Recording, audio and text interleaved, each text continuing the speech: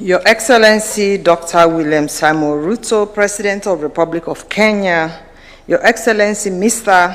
Musalia Mudavadi, Prime Cabinet Secretary and Cabinet Secretary for the Ministry of Foreign and Diaspora Affairs, His Excellencies, Ambassadors and Permanent Representatives of Member States and Governments, Cabinet Secretaries, UN colleagues, distinguished guests, ladies and gentlemen. Permit me to wish you all a very happy, healthy, and prosperous New Year 2026. As the Under-Secretary General and Director General of the United Nations Office at Nairobi, it is a pleasure to be with you as we continue to commemorate the anniversary of the United Nations turning 80 years since its inception, a milestone that invites both reflection and a renewed commitment to multilateralism. UNON, as you all know, is one of only 3 United Nations headquarters offices away from New York, alongside Geneva and Vienna, and remains the only UN headquarters in Africa and the Global South. Initially established to provide services to UNEP and UN habitats, UNON has since expanded its client and service portfolio. Today, UNON provides administrative services locally, regionally, and globally to UNEP, UN Habitat, and the UN Resident Coordinator System, and other offices in 166 countries around the world. UNON stands proudly as the largest United Nations interagency complex in the world, hosting nearly 100 offices of the UN Secretariat, specialized agencies, funds and programs, including regional offices and operations supporting mandates in Somalia, Sudan, peacekeeping, and special political missions in Kenya. This breadth of presence underscores Nairobi's and thus Kenya's central and enduring role in the United Nations system. In line with the Secretary General's management reform and efficiency agenda, UNON also serves as the first and largest common back office hub globally.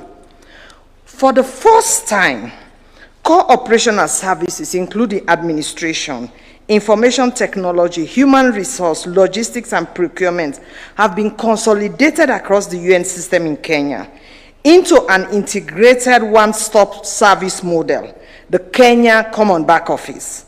This has strengthened efficiency, reduced duplication, and enhanced service delivery across entities, heeding the call made by you, member states. Excellencies, ladies and gentlemen, allow me to highlight 2 major infrastructure investments approved by the General Assembly at a combined value of nearly $340 million, the largest capital investment undertaken by the UN Secretary General in Africa outside of peacekeeping. These projects are a clear and tangible demonstration of the United Nations' long-term commitment to Kenya. The first is the office expansion and upgrade, approved in 2017 and successfully completed last year.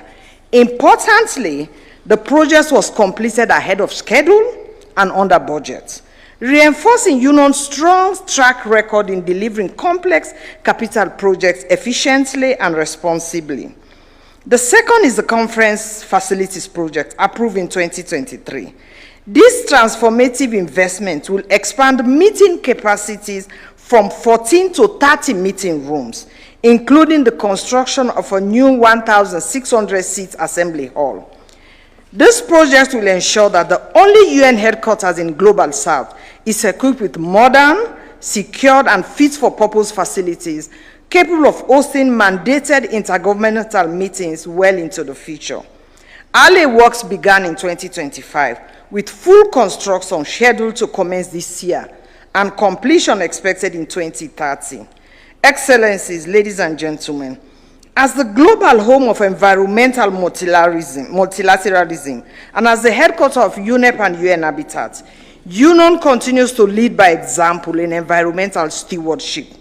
UNON remains the first and only headquarters to achieve and maintain ISO 14001 certification for environmental management system. Through reforestation, biodiversity conversion, and our commitment to achieving net zero operation by 2030, we continue to demonstrate what credible climate leadership looks like in practice. Across Kenya, Our colleagues in the UN country team, led by my colleague Stephen Jackson, the UN resident coordinator, continue to work closely with the government and people of Kenya, focus on efficiency, constructive collaboration, scale and impact on sustainable development goals. They support the achievements of Kenya's stated development aspiration and provide humanitarian assistance. Against this background, let me be very clear. There is no change to the United Nations status in Kenya. Nairobi's role as a United Nations headquarters and multilateral hub was decided by the UN General Assembly. And despite some financial challenges, this mandate remains secure and strong.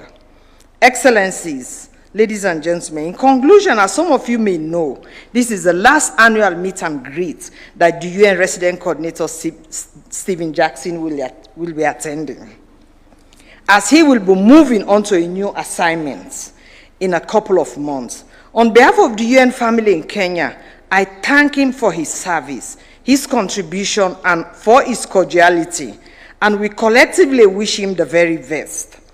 I'd like to close by thanking the government of Kenya for its steadfast commitment to the United Nations, and as the organization continues to reform, to serve the people of the world, we shall continue to work together to maintain Nairobi as a multilateral hub it is.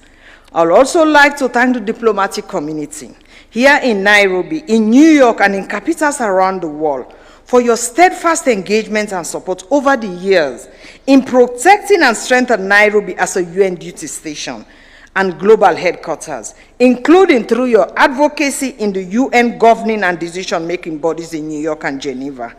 Your continued commitment to multilateralism ensure that Nairobi remains a vibrant and indispensable center for the work of the United Nations today and for generations yet to come. Thank you, Asante Sana.